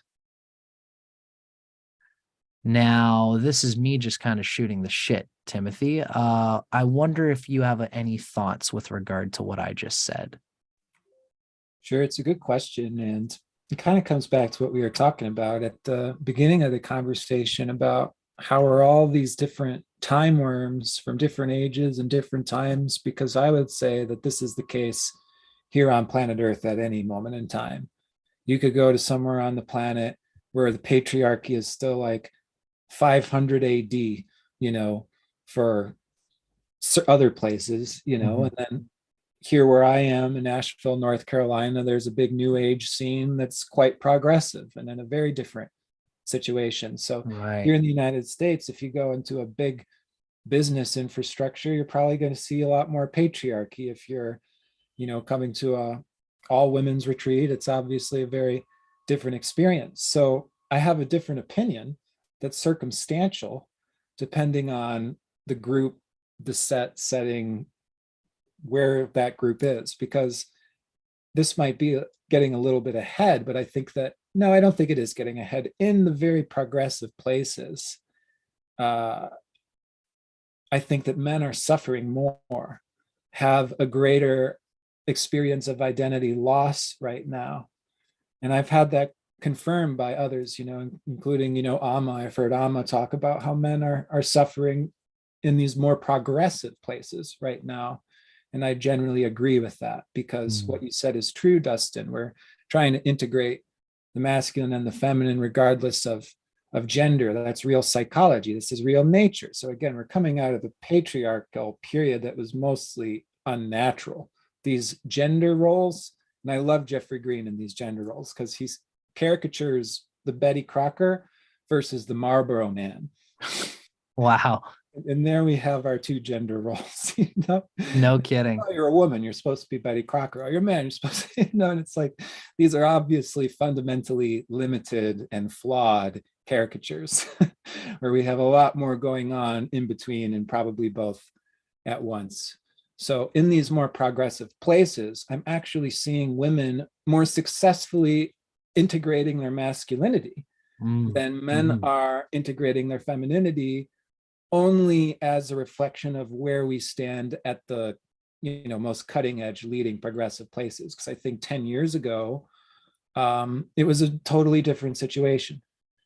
And regardless of where we are in this overall time period, what this process is first we need to separate enough to return to an empowered way of being in this gender. So men learning to be in their feminine, women Mm. learning to be more in their masculine. And of course, we have plenty of in between in this gender revolutionary period. The Egyptians had some 80 genders, and we're getting back to, again, a more natural understanding of sexuality where there's so many in betweens. But once we integrate the anima or animus and feel confident in that, we need to swing back around and support the others in any which way, because we can't just isolate the way men did in their temples throughout the patriarchy, because I see that now being reflected in these progressive feminist movements, for example. And it's like, that's wonderful, but if you don't swing back around, it's going to lose perspective. So we actually need to go through this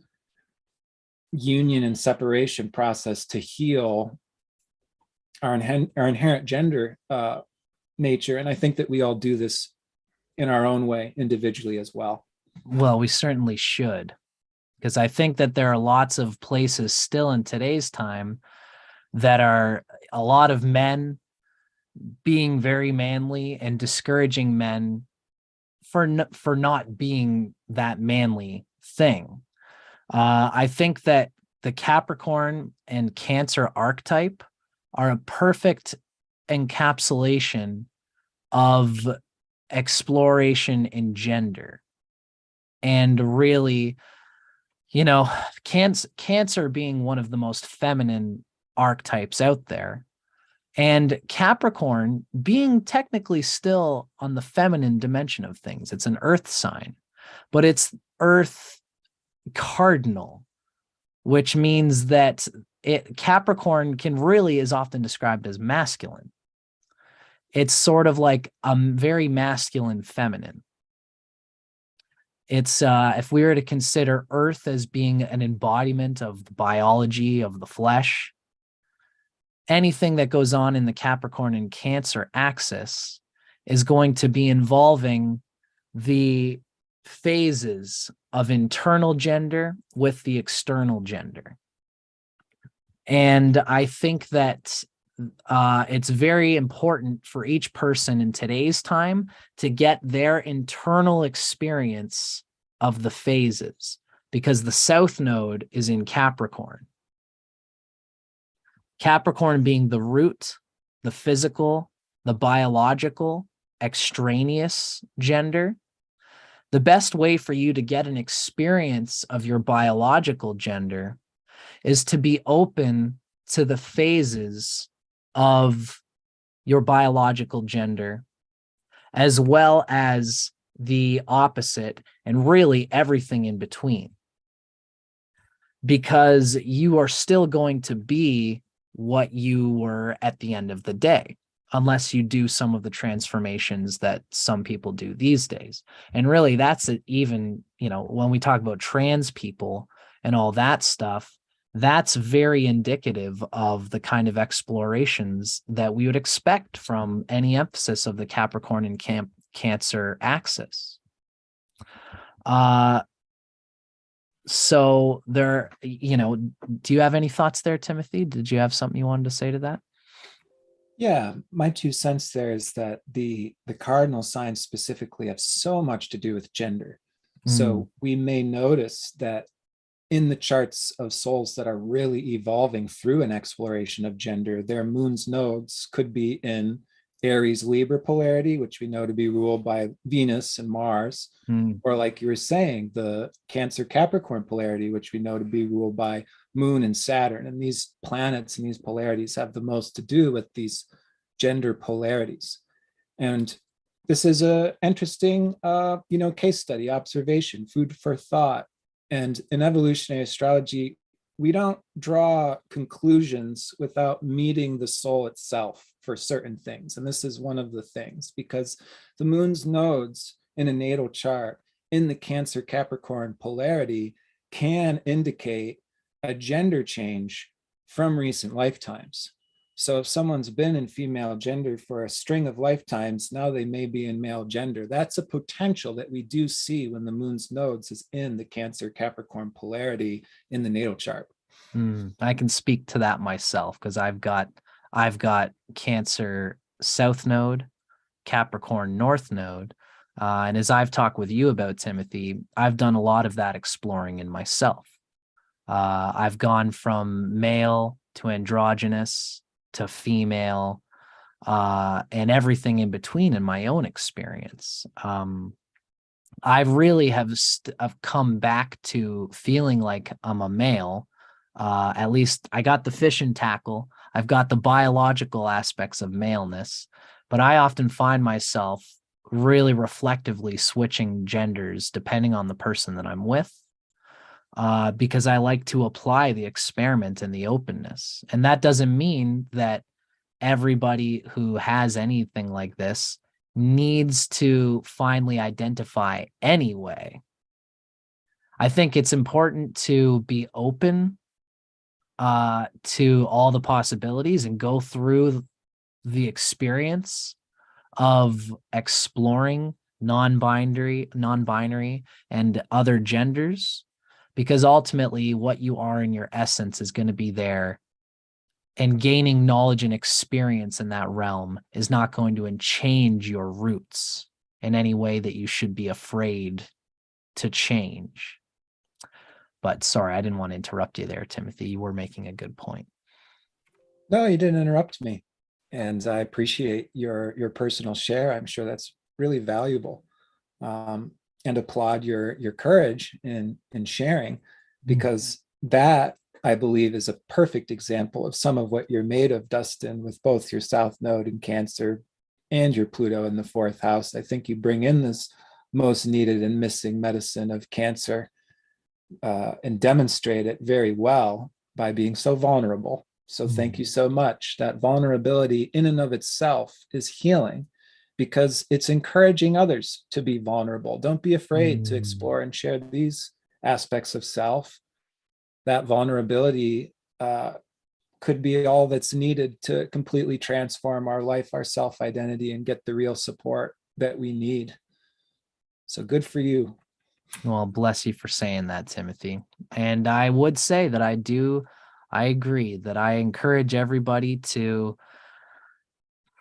take off the crab shell of any rigid idea of who you're supposed to be and expose it to the psychedelic sunlight of what you could be.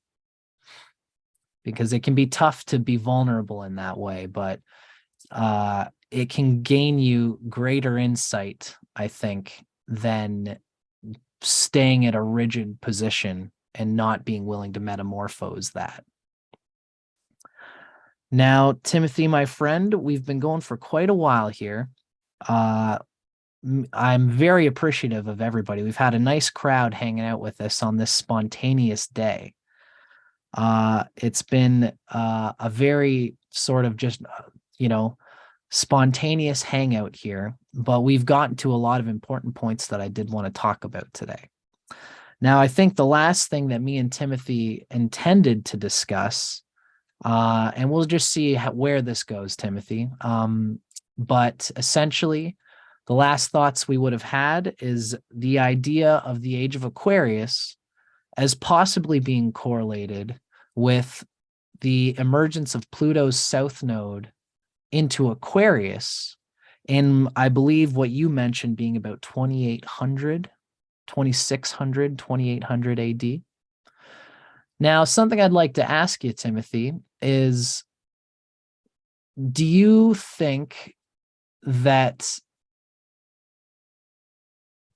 what is your opinion on the typically regarded Age of Aquarius, which has to do with the precession of the equinox, versus Jeffrey Wolf Green's idea of Pluto's South Node being the arbiter of the coming Age of Aquarius? I should say for everybody watching that the outer planet nodes are not like the moon's nodes. The outer planet nodes, like the south node of Pluto, moves forward, not backwards. So Pluto's south node being in Capricorn, it's going to be coming into Aquarius soon.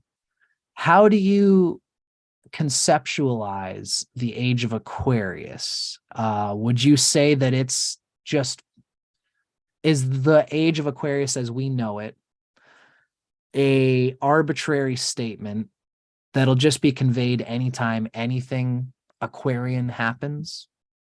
You know, we've already got Pluto coming into Aquarius, and it could have an age of Aquarius tone to it. So how do you juxtapose and conceptualize the age of Aquarius given these two different markers? That's a good question. I think it is, especially when we're talking about ages, enormously complex. So if we're talking about when does the age of Aquarius begin, can we really put our finger on a specific day? I don't think so. I think that this is starting to lead into the actual organic flow of life, which if you really tune into astrology, you start to get.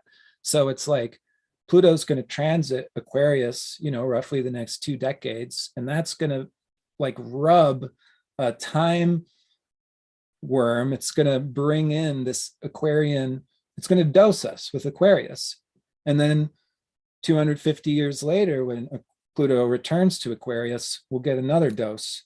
So it's not just Pluto, Cool. It's any planet as they go through the zodiac is bringing in, bleeding in this nature more and more every time we go around. And this is the nature of all of these cycles. But the zodiac is like showing us these, how can I phrase it? These underlining time consistencies, you know, these, it's not, we're going to experience the forthcoming Aquarian age. We're going to have a foreshadowing of it as it's coming in while Pluto's going through Aquarius. And that's going to be a very real experience. And I think because, you know, we're seeing the nodes of Pluto entering into Aquarius the next several centuries, we're just going to see things becoming more and more increasingly Aquarian.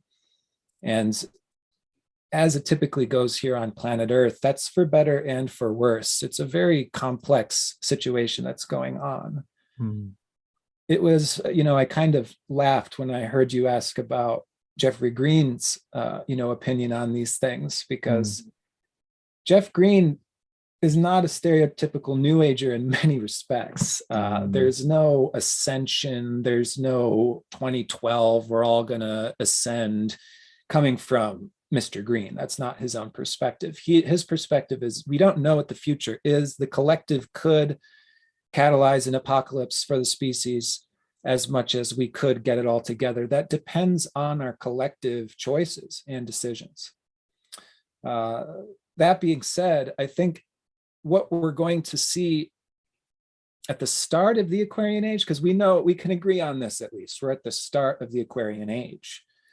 Since Aquarius is just starting, there's going to be a lot of really exciting, mind-blowing, completely radical revolutions and transformations. And we know that specifically ages are correlated with the species' fundamental spiritual orientation, what we believe to be true, what is the nature of God. So again, Pisces age was largely a Christian era. It had a lot to do with belief, praying, faith, trust, surrender, and then getting carried into unseen realms because of our unseen connection to those places. As we're entering the Aquarian age, it's going to be science that introduces observations that's going to completely revolutionize our understanding of nature.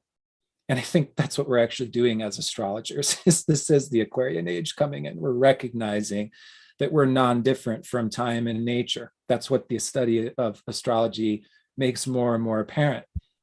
So as we're entering the Aquarian age, here comes astrology. Like, this is exciting, right? Like, this is completely transforming our understanding of fundamental reality. That's what astrology is doing. Totally. The Aquarian age is going to be the age of electricity. How the whole world is now interconnected through the internet is clearly the marker of beginning the Aquarian age. But 1,000 years from now, we're going to probably start running into issues, as this is part of the polarity magic, the wibble wobble of ages. Is it's like halfway into the Pisces age, we started to get flagellation and the idea of original sin, and we're born impure, and so we have to earn our way back to heaven, which was a Virgo distortion of Pisces. So what we see is that during any age, there is a distortion from the opposite polarity. And it makes sense, right? Because if we're all evolving into Aquarius, we're evolving into hive mind. That's the internet, right? We're evolving into robots. That's technology. That's what we're already doing here, right? People are so afraid of brain chips. We're already there. That's what this is. Right. It's going to continue that way. We're going to continue to evolve more and more into this hive mind ideal, interconnected, for better and for worse. For example, there's souls on the planet in a spiritual stage of evolution. Though there are more few and far between, those souls may be evolving into how to be psychically interconnected as we're entering the age of Aquarius. So it's not just the technology. There's so many different dimensions and facets of Aquarius entering the collective. Right. But the Leo distortion that can happen is we can actually lose our sense of individuality. We can lose our warmth of humanity. I'm glad you brought that up. A hive mind machine that simply functions the same way a beehive or an ant hill does, as a kind of macro being through all these different individuals. So it's like, guess what? We're going to evolve into that. We're going to evolve into some type of hive mind. We're all one and individuals at the same time, but we actually have to be careful in preserving the beauty of individual self-expression. Leo. For sure. For sure. And we can actually use astrology to predict the coming age. And this is what real astrologers do, right? They are trying to warn humanity of this is coming, this is the good stuff, but be careful because it's going to likely go very far in this direction. Just like it went very far with the Capricorn direction in today's time. You know, we can see the excessiveness of patriarchal, rigid, dogmatic, traditional ideas of the nuclear family and of how people are supposed to operate, the coldness and the competitiveness of the Capricorn age. And when the Aquarian south node of Pluto gets into Aquarius, we can imagine that there is going to be a similar overemphasis on Aquarian themes at the expense of Leo. And what I'm inclined to think is that any Leonine, soulful, personality that can come through that will shine with great deliciousness. Just like how in today's time, while the South Node is in Capricorn, anyone who is heart-centric, anyone who has strong emotions and is sharing them despite the constrictions on emotional sharing, are going to get great emotional bliss, because that is not what is being put out there right now. You know, the example I could give is during the pandemic, while Pluto in around 2020, while Pluto was in Capricorn, the pandemic happened in a way where it was discouraged for people to hang out with each other. You know, that was a little bit of a window into an extremely Capricornian emphasis on things, where we couldn't hang with our family. But when you did hang out with your family or people who you love, it was very blissful because that was rare. This is just like, you know, is lobster a delicacy? If you go to the middle of North America, lobster is a delicacy and it's worth a lot more money because it's rare. But if you go out east, lobster it's everywhere, So it's not as expensive and it's less of a delicacy. And it's more like, food that that people used to consider lobster to be something that the lower classes eat because you got it out of the ocean and the ocean's all very close. Then time changed so that lobster became a delicacy. It depends on what is ultimately out there.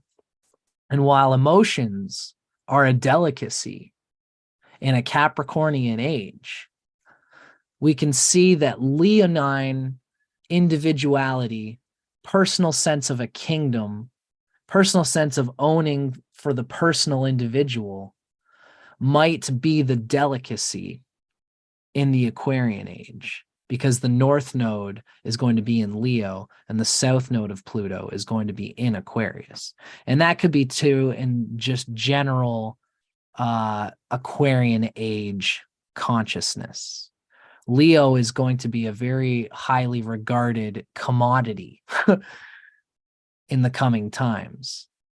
But as I always say, this is why we don't want to throw the baby out with the bathwater, because a leonine personality will be useless if they don't develop into the collective in the Aquarian age. Just like somebody like, I see you as a great example of, as many, there are a few examples that we see of the balance of Cancer and Capricorn in today's time. You, I think, Timothy, you're doing your website and you are saying everybody, it's going to be at this day, this time. You're paying for your internet, Timothy, and you're doing everything that you got to do to open up the heartfelt connection. You've got the Capricorn of keeping yourself alive, staying inside society in a way that you can have the intelligence and the nurtured brain, and you show everybody everything that you do, not only through a heartfelt thing, but also because you're working hard and objectively to maintain everything that you've built. Just like I do on my channel. And just like many astrologers and many heartfelt people are doing, where it's not enough to just do the heartfelt thing, you have to give the devil his due and give unto Caesar what is Caesar's, in order that we can give unto God what is God's. Ideally, Caesar will not have such a heavy hand in the interplay of all humans getting together and connecting their hearts. And I think that it's wise for us to have the same consciousness as the Aquarian age comes, where there will be a collectivization and individuality will be the caviar, will be the delicacy. But I see it as being a possibility of a good thing, where in the Aquarian age, we won't all go on lunch break to one person goes to McDonald's, another person goes to Wendy's and gives the fat cats of those profit mongering corporations their money. That's the Caesar giving unto Caesar. Instead, in the Aquarian age, everyone's going to be at the same dinner table, probably in a much more communal situation, much less of the global corporatocracy that we've kind of had in today's time. That's at least what I see happening in what I see being a positive note. But in order for that to happen, there will be a lessening of the financial grip of these global corporatocracies that are kind of running the planet at the present time. Again, that's like the butterfly of human individuality getting out of the cocoon of Saturn and into the North Node pole at the Ajna chakra, which is where I think we all want to be in today's time. Sure. It's going to be fascinating because, again, there's so many things that come up. It's going to be impossible to cover it all, but there are some major foreshadowing, I think when we're talking about Leo Aquarius polarity, Nietzsche had the idea of the Übermensch. This Right. is going to be Aquarius age foreshadowing type of thing. in archetypal, hermetic, more occult. This is the age of Lucifer that we're entering, the light bearer in the Aquarian age. Very, very different than a Neptune ruled age. You know, the fixed signs have so much to do with the fundamental powers and potency inherent within humanity. If there's ever a zodiac sign, especially associated with humanity, it's Aquarius. So these powers and potencies are taking off. This, you know, could be said to be an Atlantean repeat, or maybe Atlantis was the future. Who knows? Cool.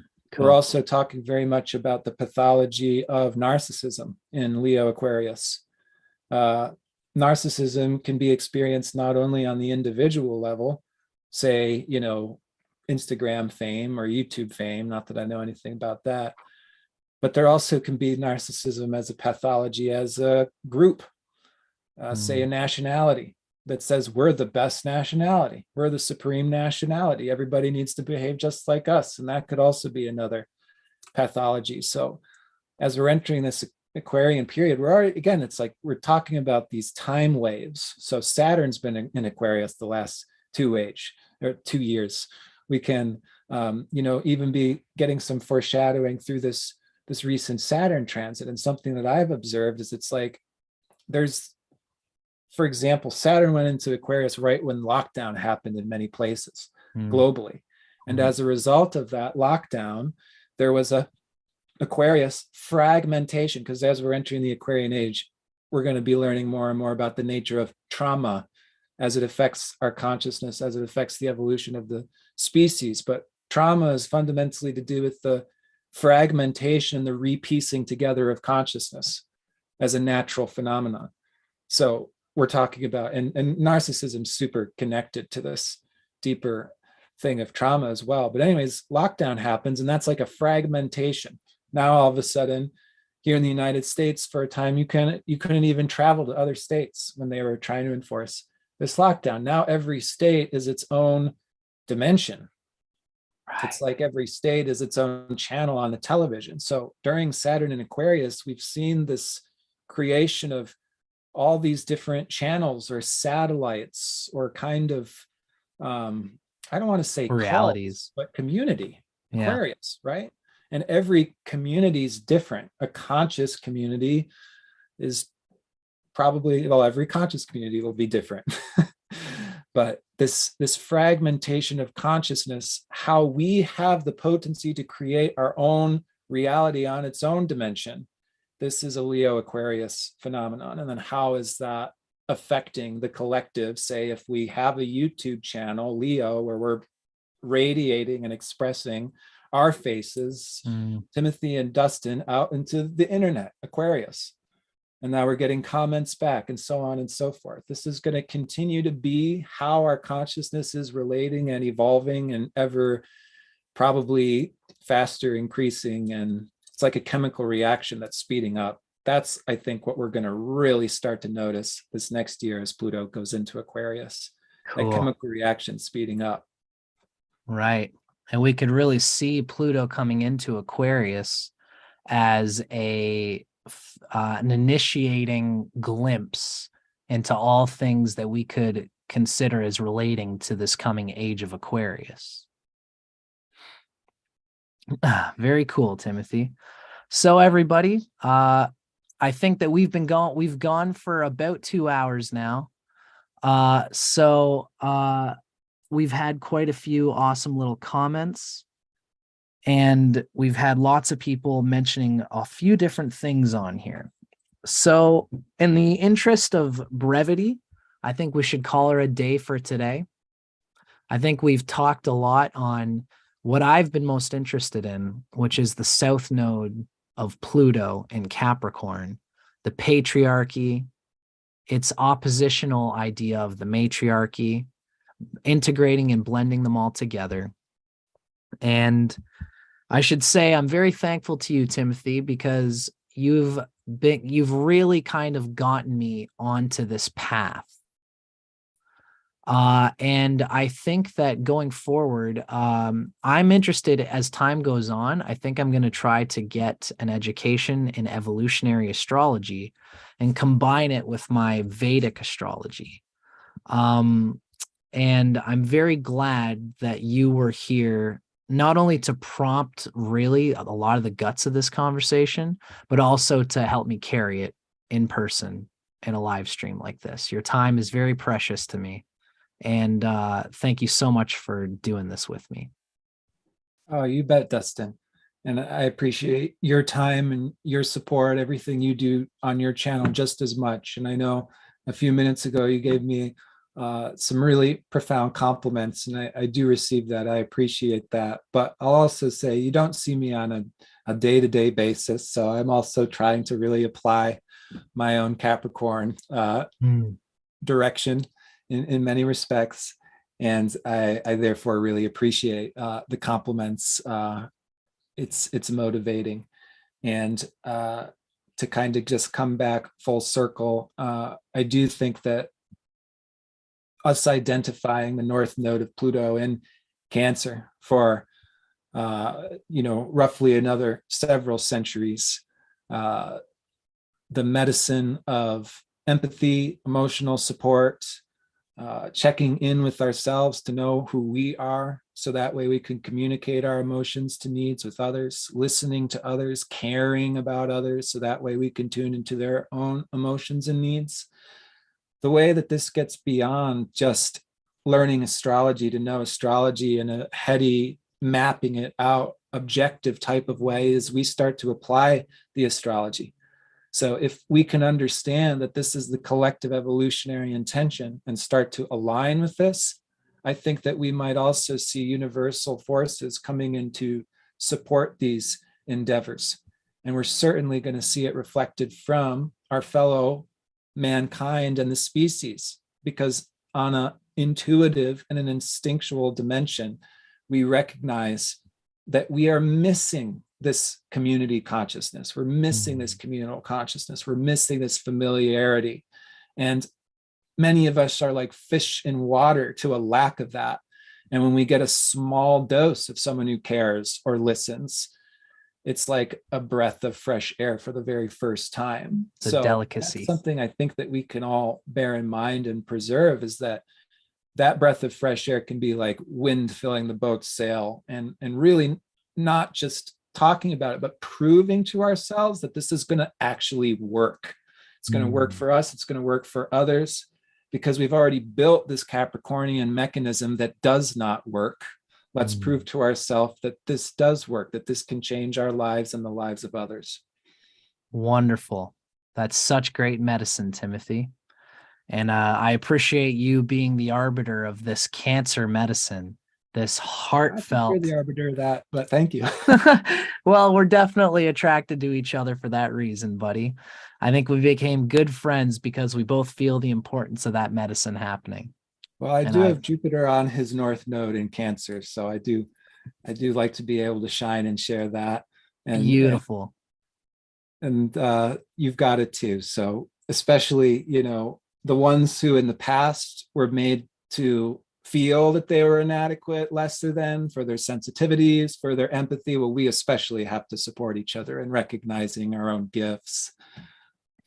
Couldn't have said it better myself, Timothy, my friend. I'm so glad to have you on here, buddy.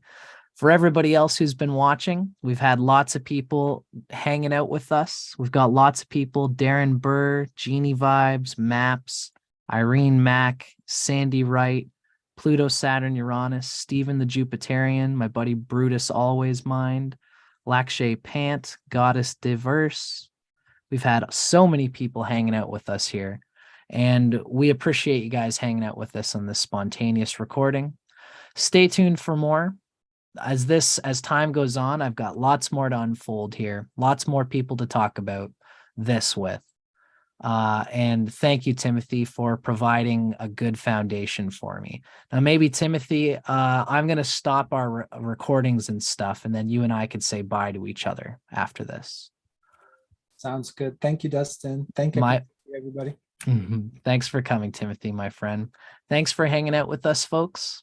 And we'll see you guys again on the next time me and Timothy show up for you. Take care, everybody, and thanks for watching.